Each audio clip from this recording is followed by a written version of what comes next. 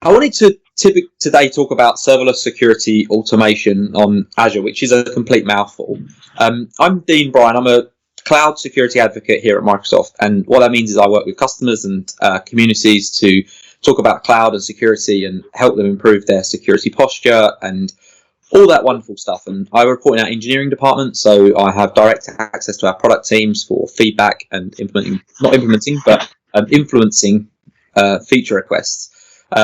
I do a bunch of stuff in the security space. It's pretty general, but I typically focus on SecOps. My background is in SecOps. I led cyber defense for the London 2012 Olympics and set up working for British Telecom at the time, and later on went on to set up British Telecom's SOC and Operations Centre for their internal business after that, and done a bunch of other stuff following that.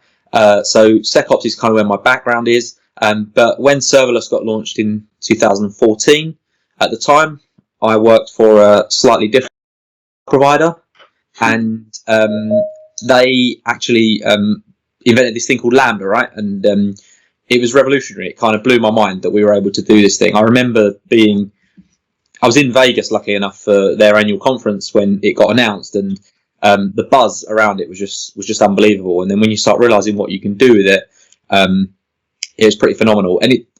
And it was rubbish then as well compared to what it is now. So it's even better now than it was. So I kind of started focusing on that a few years back, and joining my two passions of serverless and security together kind of brings me to do a bit of content in this space. I've done some stuff around offensive and attacking serverless apps and stuff like that, and we have some fun trying to break stuff, which is always good. So that's what kind of brought me to this kind of serverless security on Azure stuff, right? The thing is with serverless security is people say, I've heard this before, right? This is a serverless security talk. Dean's going to tell me how to go ahead and secure my function apps and all this kind of stuff. But we maybe haven't heard it before, what I'm going to talk about today, because if you search on, if you Google with Bing and you get search for something like serverless security Azure, you get all this great content here around functions and serverless platform security, Azure function security. If you go on YouTube, you're going to get stuff around how to do AppSec, basically, how to secure your functions in Azure and your actual serverless apps, securing apps that are serverless apps yourself. But there's not really much content around using serverless to perform security operations and automation inside your environment. And actually, that's one hell of a use case for serverless, right? In fact, serverless it's one of, if you're watching this and you're in an organization, maybe you've got very traditional state, you're thinking serverless, we're miles off from doing something like that. There's no way we can transform all of these legacy apps we've got to serverless, right? I get it, completely feel your pain. But doing automation and serverless, using serverless for things like that, automation and kind of being the glue between a bunch of services, is a great way to dip your toe in the water and start understanding serverless, even if you work in a place where there's no way you're ever going to transfer apps to being like fully serverless web apps and internal apps and all that kind of magic. So it's a really, really good way to start. There is a little bit of content out there on this. If you add the word automation into the title, then you'll find this document on event-based cloud automation. This is actually a great doc that was written this year. There's a short link there for, if anyone wants to check it out, for doing serverless cloud automation. There's not much out there about doing this, and I think it's just a really, really compelling use case. So what this is talking about is using serverless tools to automate our cloud security, right?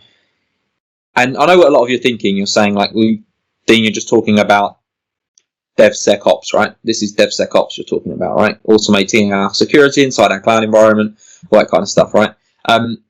Devsecops is just such a terrible term. I kind of fall victim to using it myself sometimes because it's a term that people know. There is a benefit to the term DevSecOps, is that, well, the thing is, right, before I even say the benefit to it, the thing is that there shouldn't be a thing called DevSecOps, right? Security should have always been part of what we do. It should have always been part of what we do as part of DevOps, right? But what the sec bit does is it makes that more prominent and makes people be more aware of it. So I get it why people use it. But nobody can actually explain to me really what DevSecOps is, right? Normally at this point in the presentation, somebody chucks up like a diagram with a CI/CD pipeline, and because obviously DevOps is just all about CI/CD pipelines, and then they put like a red box around it, and then they go DevSecOps, and you're just like, cool, what's DevSecOps, right? And because nobody really knows what it is, so I'm not a massive fan of that word. I think a better name for a lot of DevSecOps would be security automation, right? That's kind of what we're doing, right? We want to automate our security. Yeah, but the push left thing's relevant, right? We want to do it right at the beginning of our software development lifecycle, but yeah, it's not a term that I'm a massive fan of.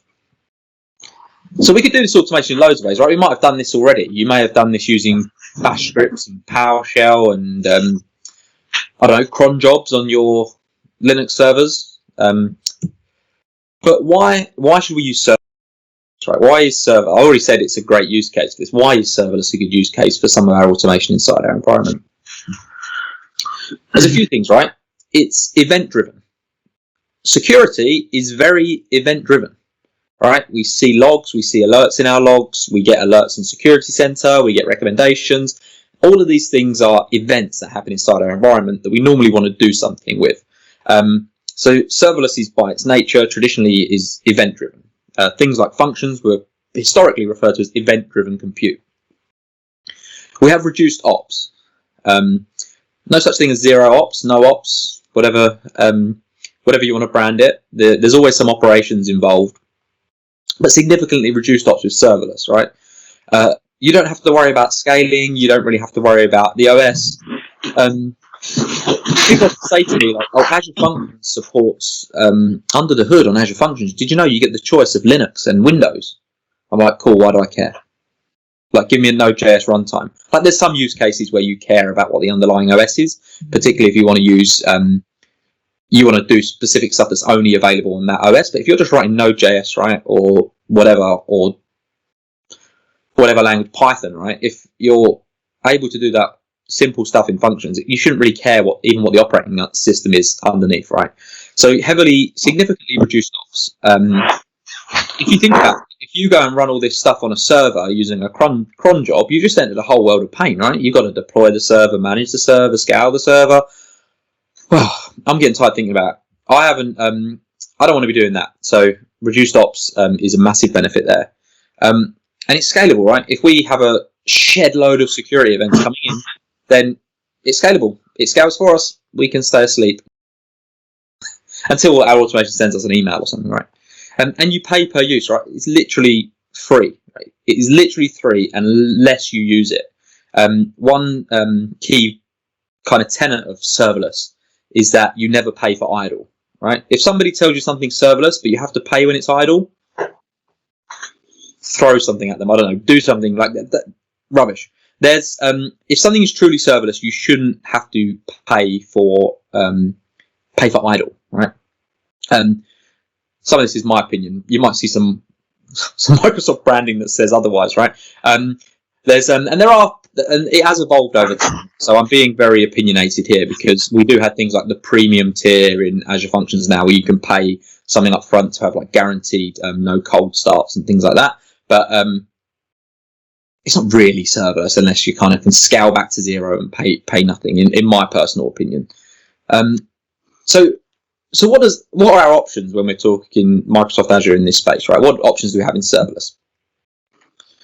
So, in my opinion, actually a view that's shared by a large majority of the serverless community, there's three characteristics of a serverless app, right? Serverless product or service offering. If it doesn't meet all three of these characteristics, not one, not two, but all three of these characteristics, then it isn't deemed serverless. And that is that you pay per use. It has it's inherently scalable, right? You don't have to worry about scale, automatically scales, you don't have to think about that. And the third one is that you pay per use, inherently scalable, and there's complete abstraction of servers, right? You don't even care or know what's going on, how many servers, etc. If it meets those three criteria, then something is truly serverless. Now, don't think that. So serverless is like those are the truly serverless services. But the thing is that you can't just build an entire application on functions or an entire application on logic apps. Sometimes you need a database, you need some storage, something like that. So to build a serverless app, and you can leverage other platform level services, but the key component of that app is probably going to be one of these three services. And those are Event Grid, which gives us the ability to receive a pub/sub type thing for receiving events and pushing them on, where we pay per event. Azure Logic Apps, which is the ability to do kind of graphical flow type stuff, asynchronous, well, maybe synchronous in a way, but generally asynchronous type flows. Like an event is triggered, we want to trigger this flow, and we can do it in a nice graphical way that makes it really easy. And then functions, which is typically what people refer to when they say serverless, right? And functions are the ability to run arbitrary code in response to an event. That event could be an item being added to storage.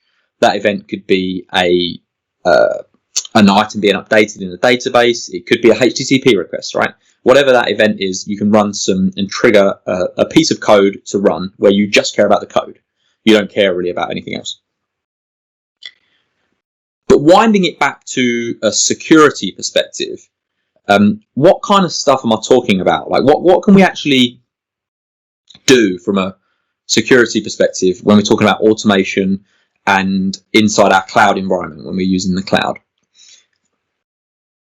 There's a few things we can do, right?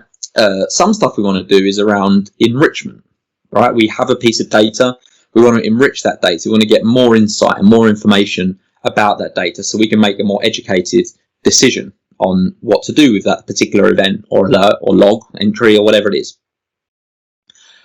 The other thing that we could use is integration between various services. Maybe you've got some data and it kind of falls into enrichment as well, but you want to integrate with a third-party threat intelligence provider, or you want to find out if an IP address is malicious, right? You can go ahead and integrate those two services using serverless. We could do case management. Say, for example, you've got a SIEM solution, you're doing security, information, and event management in any tool, really, and you get an alert, but you're not using their native incident management functionality. You're using ServiceNow or Jira, or you want to raise a work item in Azure Devops, for example. You can do case management. That's the kind of automation we could do. And then the kind of crown jewels is remediation, right? If we can automate remediation of our security events and triggers and alerts, then happy days, right? That's kind of like the end goal, is to do auto remediation of these things. Some stuff is really easy to automatically remediate, other stuff obviously isn't. So sometimes it is part remediation, blocking a user active directory, isolating a machine. Another example of enrichment might be that you want to take a snapshot of a machine that is potentially compromised so that you can do forensic analysis on that later. Yeah, a bunch of stuff, right? And I'm sure in your environment you think, oh yeah, there's these security events that happen, and what can we do to kind of automate them, right? And this is all of this stuff just takes the load off of your SOC analysts and the people in your operations center and your IT and cloud admins from having to worry about doing all this stuff. Now, I was looking at this for a while before I prepared this talk, and I was like, right, okay, we can do some really cool stuff here, right? We can do like, let's like write some code. I'm going to write some functions to do this thing, and it's going to do like this really cool, like kind of event-driven security.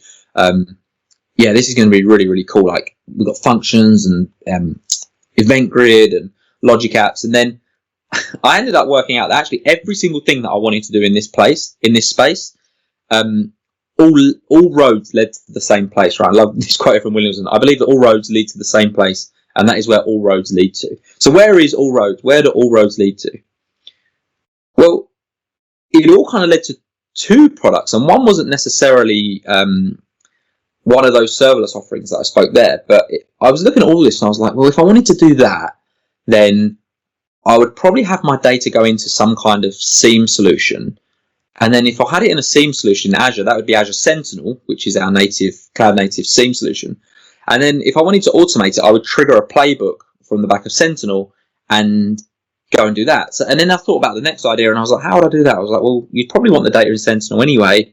And then when you wanted to do something, you'd do that in Logic Apps. And every single time, the answer tended to be Logic Apps, and sometimes directly Logic Apps, but most times I personally would want to get that into some kind of repository of all of my log data, maybe correlate those logs with other information before making a decision there, and kind of automating that decision process and enhancing my decision-making ability by correlating log information inside my SIEM. And then if I still wanted to do something, trigger alert inside my SIEM and then have that trigger some kind of automation. So this isn't a talk on Azure Sentinel really, but when we're talking about security operations in the cloud, all roads kind of lead that way when I was thinking about it, at least. And do let us know if you think I'm talking nonsense and that's not where all roads lead. But if I was doing security operations in my own cloud environment, I'd want to get all my information as a central kind of SIEM if I was a SOC analyst or something like that. And that's probably why the SIEM market is so big. So what is Azure Sentinel for those people on the call that aren't aware? Because we need this kind of primer before we talk about some of the more sexy automation stuff. Sentinel aims to be it's a cloud native SIEM, so it's provided to you as a service. If anybody's set up a SIEM before, historically when I've done this, you need to generally set up a bunch of servers and all that kind of stuff, and then they've set up the whole environment and manage it. Sentinel is provided to you as a service in Azure. You can set up an environment in a matter of minutes. And then you connect to your data sources in, depending on what they are, right? So it enables you to collect log data from pretty much any source, because we support syslog, common event format. We support Stix Taxi for threat intelligence feeds, if anyone's familiar with that. We support a bunch of stuff in Azure. We've got built-in connectors for AWS. We've got you can send your on-premises logs in, obviously using syslog or the common event format.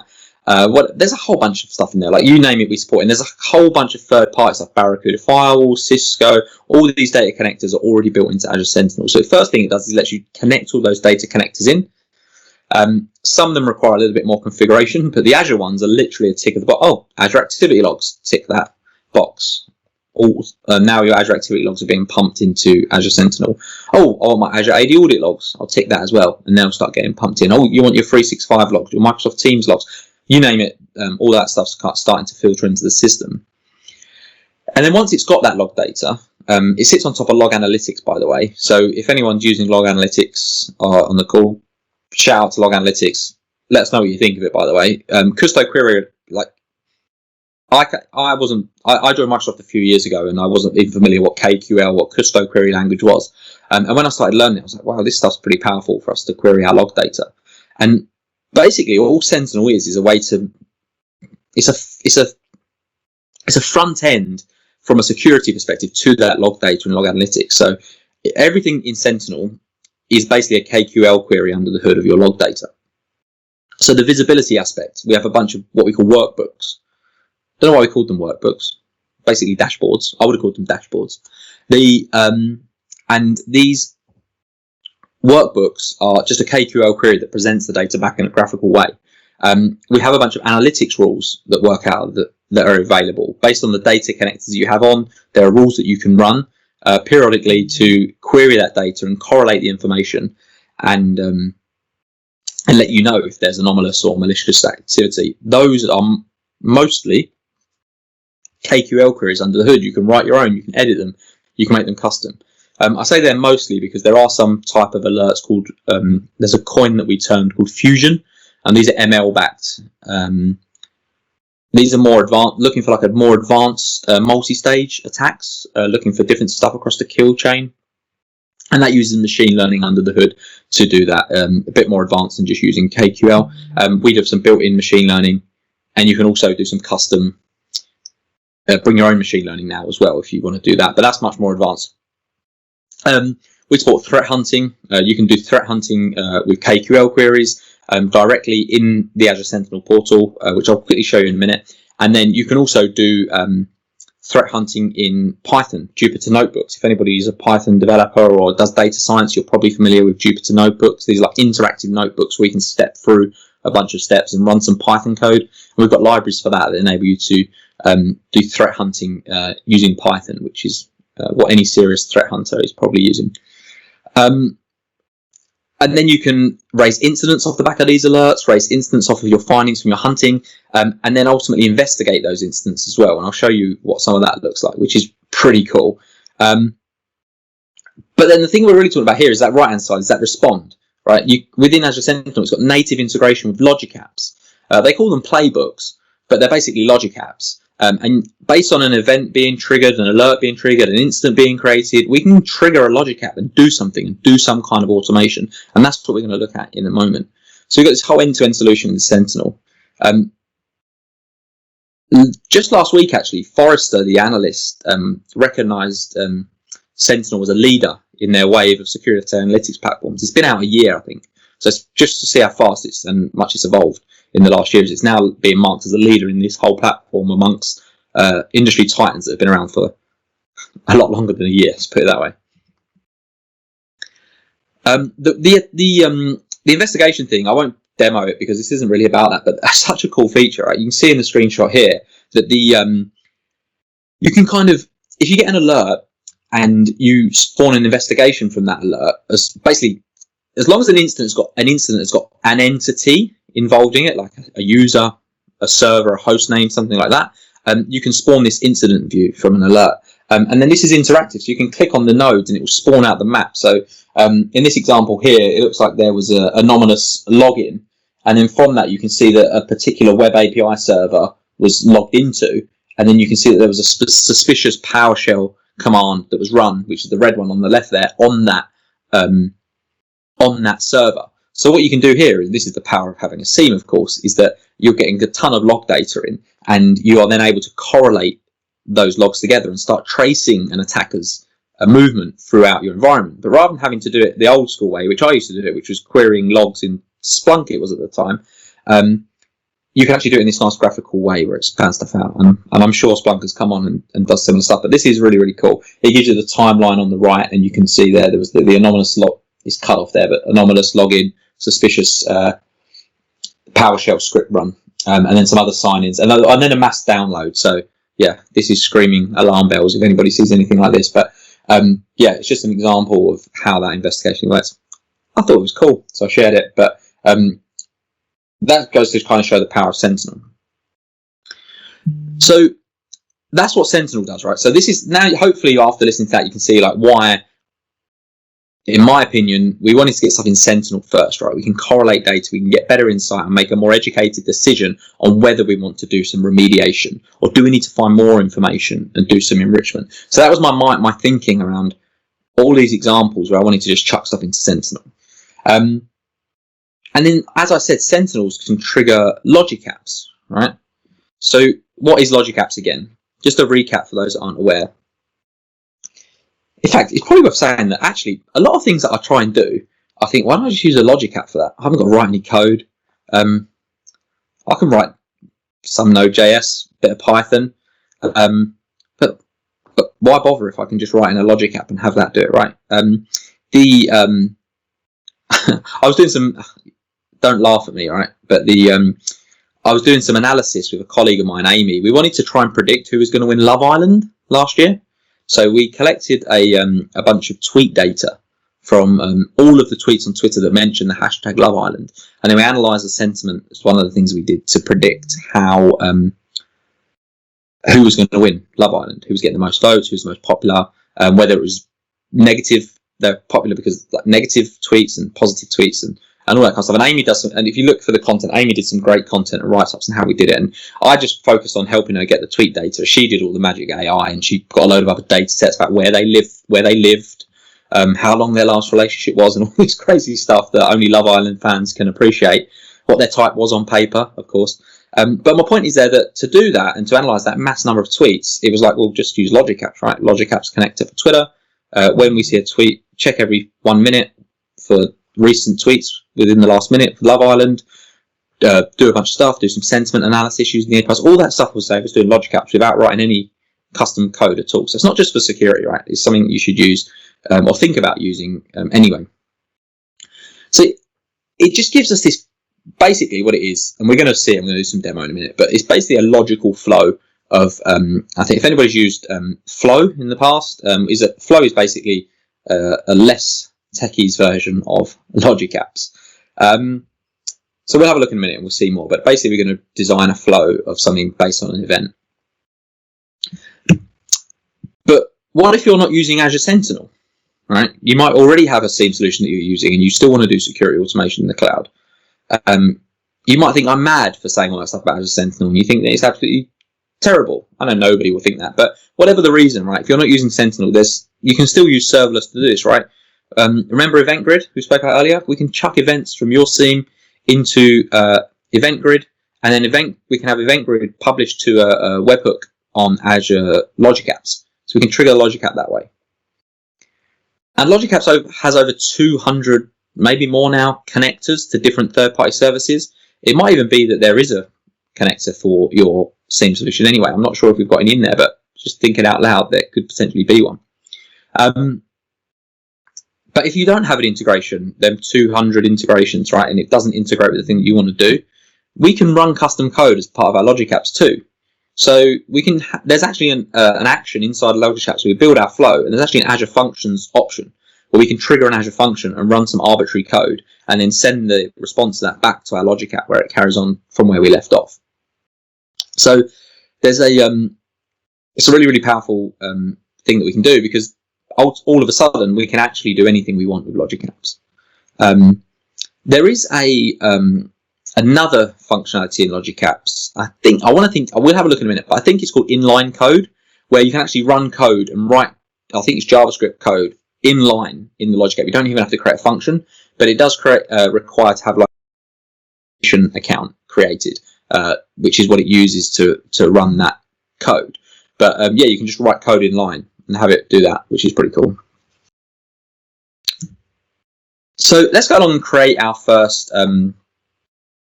Let's go and create our first playbook. All right. So, oh, by the way, here's that article, Event-Based Cloud Automation. It's great. I encourage you to go and read it. It talks about architecture and all sorts of stuff, resiliency, and a bunch of stuff that I might not cover here today. So in Azure Logic Apps, right, it's pretty straightforward, right? So if I'm in the Azure portal here, let's go, yeah, just go like that. If we go to Logic Apps and click Add,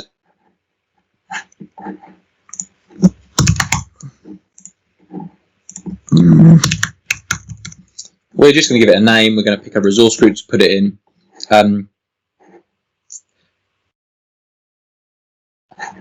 We can enable log analytics and this kind of stuff, but we're just going to create a really basic Logic App here.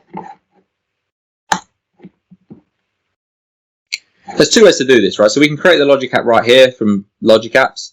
And I kind of encourage you to do that, because as you do this as a company, right, you're going to want to have to manage these and have them centrally managed. So you probably want them sitting in like the same resource group if relevant. And we'll talk a bit more around how you can take them to the next level. But the other thing I was saying is the other thing we can do is we can do this from within Sentinel, right? We can have an alert in Sentinel, and we can say, I'll trigger a playbook and then create a playbook from there. Yeah, this is what Sentinel looks like. This miraculously doesn't have any alerts. Maybe it will in the last 30 days. Oh wow, this is a secure environment. There's a bunch of alerts in this one here.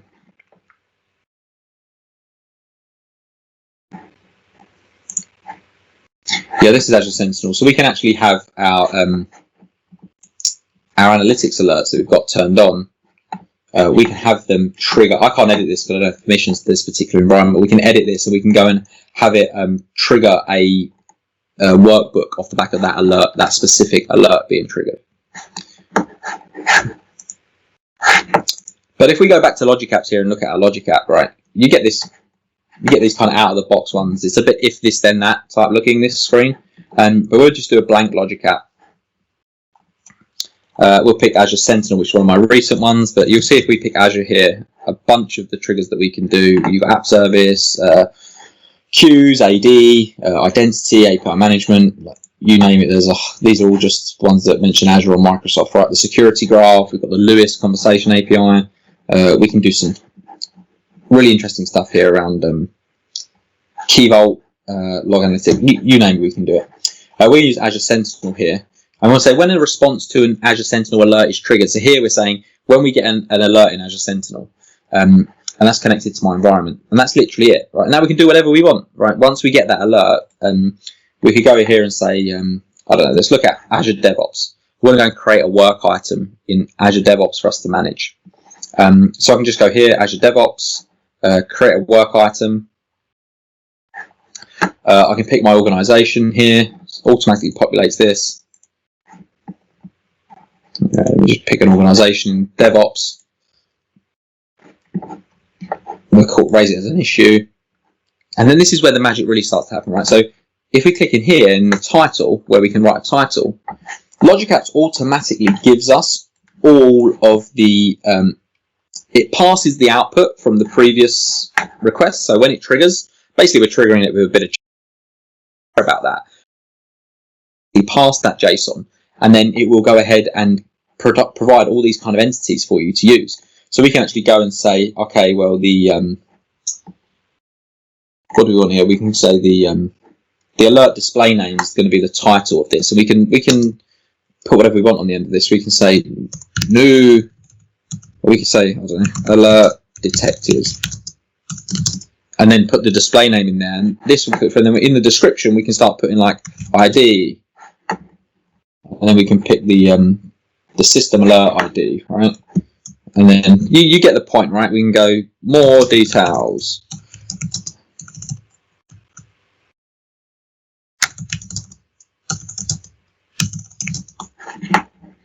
And get the extended properties of the alert, right? In fact, there's actually another one that you can do here in this step. Actually, if you want to get, you can just add more actions in here. By the way, if you want to add, if you want to get specific details specifically for security, you can go ahead and where's the thing here? There's a get incident one here, so we can go and get the. So we can actually go and get that specific details of the incident. So we're taking the ID from this incident that's just triggered the Logic app. We're going to get the ID of that incident, and we're going to go and get all the details and the specific juicy details about that incident. And then when we come in here into the description, there'll be a bunch more dynamic content, like what the title is of the incident, who that is assigned to, who the current owner is, the name for it, activity, the comment ID. Right, there's a whole bunch of information that we can get in here. Some of these will return an array. They'll return more than one piece of information. So if they do that, then Logic Apps supports conditional access. So we can do if-else statements and things like that. So we can say, I'll show you an example of that in a minute, actually. But it also supports iterative operations as well. So we can do a for each over a loop over an array if we're presented, right? Say we're giving a bunch, we can get all incidents, right? And we're given a group of incidents. We can go and do for each loop in Logic Apps for those incidents. And I'll show you a small demo of that in a moment. So we want to create a work item in Azure Devops. The other thing we might want to do is we might want to say if a particular alert has been triggered, we might want to go and find who that user is in Azure Active Directory and potentially block them. So we could create a new step in here for Azure AD, and we can go update user, and then we can put the user's ID in here, which we would have got from the incident, which would have been one of the entities within the incident. Be one of these ones in here. Whatever it is, we'll leave that. It's not that, but whatever the user ID is that we've got from the incident, which will be an entity. And then you can do, here you've got the out-of-the-box parameters, but you can go and add parameters, right? And all of these things are things you can add, right? Because we're going to update the user. We can update any of these parameters for the user, assuming we have permissions in AD, by the way. And we can go and click account enabled. We can add that, and then we can just say no. And right like that, we've had an incident for Sentinel. We believe it's bad enough that we want to just go and block that user out. And we can go and block that user, right, and go and update that user so that if that account's been compromised, then we're not going to do it. One other really cool feature here that we can do, and I think from a security perspective this is really nice, is we can, if you're using 365, I think it's called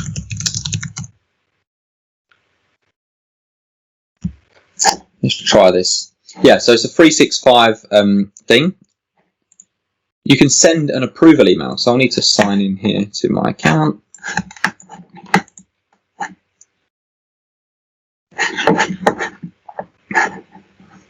So I can actually now send an email, right? So I won't exactly do that now, but we could go to the Microsoft Graph API. We could take the user, pass the information into a request on the Microsoft Graph API, find out who their manager is. We can then send that email to their manager, and then say we pass their manager details in here from a previous step, which we haven't created here, where we've got that data from the Graph API, and then we can send an approval request, right? And then after this, we would do a conditional statement that says if the response to that was approve, then go ahead and block this user. So we can change that. So the user option here, we can say like block user and do not block user. And then what will happen is actually this will send an email to whoever it's to here, so the person's manager in this case, and when they'll have two buttons in the email, block user or do not block user. The Logic App will just wait. We'll just wait and wait and wait until somebody has somebody's done that. And if someone says block user, it will do that. We can then have a condition that says go ahead and block them in AD. So put this one afterwards.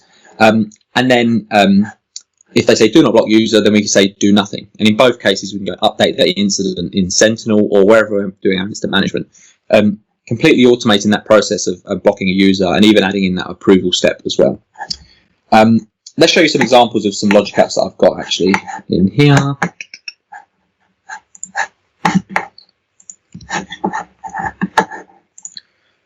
So you're using Have I Been Pwned, right? Have I Been Pwned, where we go and put our email addressing and see if that email has been compromised or in a particular breach. This particular Logic App here is when there's an alert triggered, we define a bunch of variables. This is pretty boring. This is our API key for Have I Been Pwned. This is just the @ symbol. This is actually an empty string for the user's email address because we're going to make that string up later on in this Logic App. And then we've got an empty string around what the query returns, the status code that we get back from Have I Been Pwned. So these are just variables, right? This is just establishing some variables. And then we go and get the details for the incident, as we saw earlier. So we give all the details about the subscription, the resource group, the workspace ID, and the alert ID. So these are the, we get all of those from the event that triggers the Logic App. And then we go and do another event for that alert. So we get the accounts in that alert. We get any account entities that are mentioned in that alert. And then here's that for each loop you see. So we say for each account that there is sent back. So in an alert, it may have had 10 different accounts that have been triggered for whatever reason. Maybe someone's had a potential brute force. And then what we do is we just create that email address variable. We take the account name, we put the @ sign in the middle, and then we put their suffix for that account, so their domain name. And then we just do a HTTP GET request to haveibeenpwned.com API / their full email address, and we pass it out as Have I Been Pwned API key. This is a great API, by the way. It's $3.50 a month. I've signed up for it. It's great, so you can automate this stuff. And then we go and once we've done that request, we just update that query variable to say what was the status code back. The way the Have I Been Pwned API works is if your email address is found, then you will get a 200, and if your email address isn't found, you'll get a 404. So that's why we care about the status code. And then here we're combining that for each with the condition, and we're saying if the status code is a 404, then we want to send an email, add a comment to the incident to say, congratulations, the email address was not found in the database. But if we didn't get a 404, we want to send it saying has been identified as compromised account. So we now know whether that particular user has been compromised, and potentially somebody's bought their password from the dark web and they're able to do it. They're able to break in or whatever. It could be a bit more serious than we originally thought.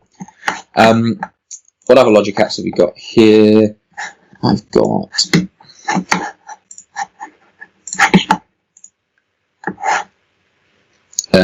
we've got the one there that blocked the AAD user. We kind of saw this stuff, but yeah. These aren't connected, so you're not going to see much. That's getting this again. These basically. Sorry, bear with me a sec.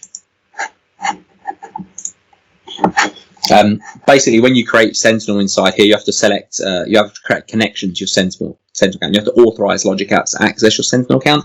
and that's what was out of date there. So I just needed to make sure they were connected to my Microsoft account. But yeah, but we've got the incident. Again, we've got the account from it, and we've got the entities. And we're saying for each of those entities, again, of course, my connection is working.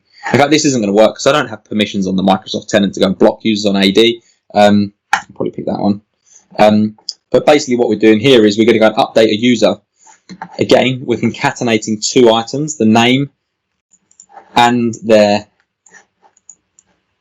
suffix, so their domain, to make up an email address. And then what we're doing is we're just going to change that account enabled to no. So pretty simple, right? And then we're going to go back to Azure Sentinel and update that. So this is an example of some of the stuff we could do when we're at single line of code by doing this, right? The other thing to mention is that Logic App are available in code view. You can write them as JSON. You can store them in your GitHub repository in source control. You can write them like this if you want, if you're crazy and you want to write them all in JSON because you're just some ninja. And but that means you can store them in source control. You can repeat them, make them repeatable. In fact, on GitHub, actually, if we go to sorry, I didn't want to do that.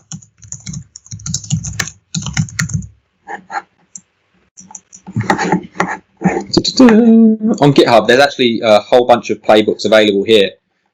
We've got things for creating a snapshot, for forensics. There's a whole bunch of stuff with third-party integration, edge scan, alien vault, get geo information from an IP and tag the incident. A whole bunch of stuff in here.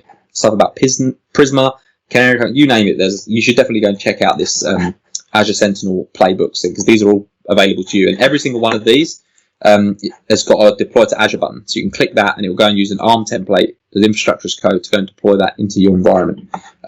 Really, really useful resource. Dean, I've got a question. Sorry to jump in there. You mentioned earlier Flow or Power Automate. Is there any interoperability between Logic App and Flow? I'm more thinking about the different connectors.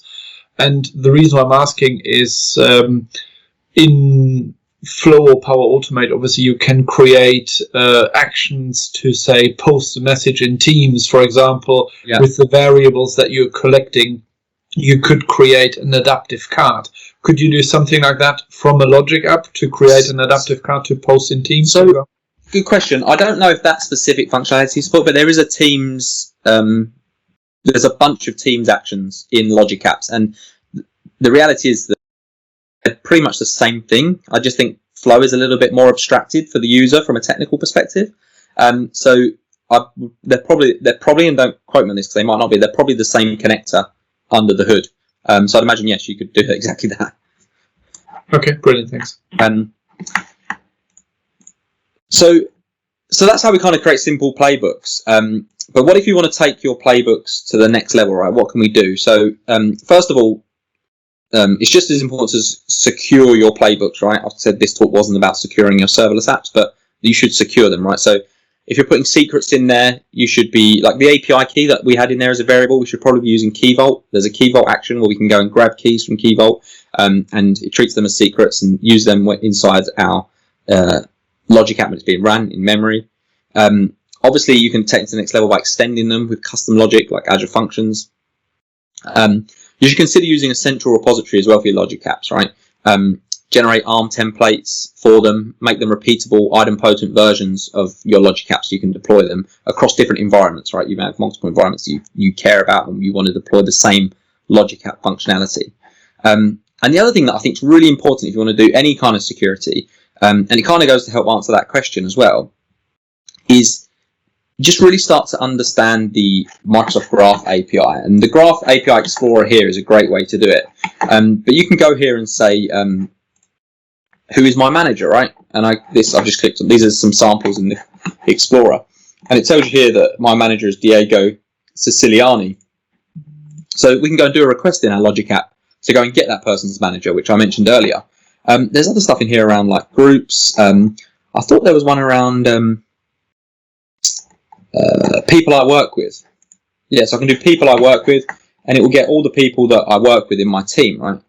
The other thing you can do, like, and I was thinking about this earlier, I was like, this is pretty cool. we can get a user's presence, right? So we can see if they're online, offline, or whatever, right? Get my presence, get a user's presence. So what we could actually do is say that we escalated a security event to a certain person, we assigned them in Sentinel, but we didn't get a response within a certain amount of time. We could go ahead and then use the Graph API to look at their presence, maybe they're offline, look at who they work with, and then maybe assign it to somebody else in their team whose presence is online. Think about how you need to get quite creative on some of the stuff you can do here to really automate what would be traditionally a mundane manual task, right? I saw one the other day, and I think it's in the GitHub actually, where Microsoft Teams, I didn't know this, Microsoft Teams supports shifts for shift work. And what it actually did was the SOC analyst had their shifts in Microsoft Teams, and it automatically did the shift handover and reassigned all the incidents at handover time to the person that was coming on shift. I thought that was a really neat way to do some kind of automation of a really boring and mundane task that I know when I used to do shift work in the SOC that wasn't fun, having to pick up all the incidents from the previous day, right? So just try and be creative around how you do it. And the Graph API is great. There's so much stuff in here. Like you've got basically all them Logic Apps connectors. If it does it in Logic Apps as a native connector, then use it like that adaptive card thing in Teams. But if not, you've got a bunch of team stuff in here, right? You can go and create channels, send messages to channels. And this isn't the whole API doc, by the way. This is just some examples. This is probably what we would do. We'd send the channel a message, and we would have some parameters in this JSON object that built an adaptive card, right? So even if it doesn't support it, you could just do an API action inside Logic Apps, similar one to what we did with Have I Been Pwned, and just do an API call. Gets a little bit more technical when we're manipulating headers and JSON bodies and stuff like that, but it gives us that flexibility to kind of do more and take them to the next level. Yeah, don't forget to secure your playbooks, right? That's important. I kind of already mentioned that. Use key vault, secure them, the relevant role-based access controller, who's got access to them. Somebody breaks in, they realize you're doing all this automation for your security, and they go and turn it all off because you've given permission to pretty much anyone. Yeah, you're pretty screwed, right? So they can then go do what they like without you even knowing about it. So yeah, make sure, similar to when we talk about DevOps and securing DevOps life cycles like that, your engineering system where you're writing all this stuff and where you're deploying all this stuff becomes one of your most valuable assets that you need to secure the most. So yeah, make sure that you secure them all. All this is probably done in vain. So yeah, just to summarize, I hate Devsecops as a term, but it's a real thing. Security automation in the cloud is a cool thing. It's a great way to dip your toe into serverless. Serverless is awesome. You should use it. And this is a great way to start doing that, to dip your toe in the water and start using serverless. If you want to do automation from security perspective, I probably recommend you get your stuff into some kind of SIEM first, so you can enrich it and run queries and correlate the various data sources together, as well as a bunch of other benefits of having a SIEM, and then trigger your orchestration and automation off the back of that using something like Playbooks that we've seen in Logic Apps today. So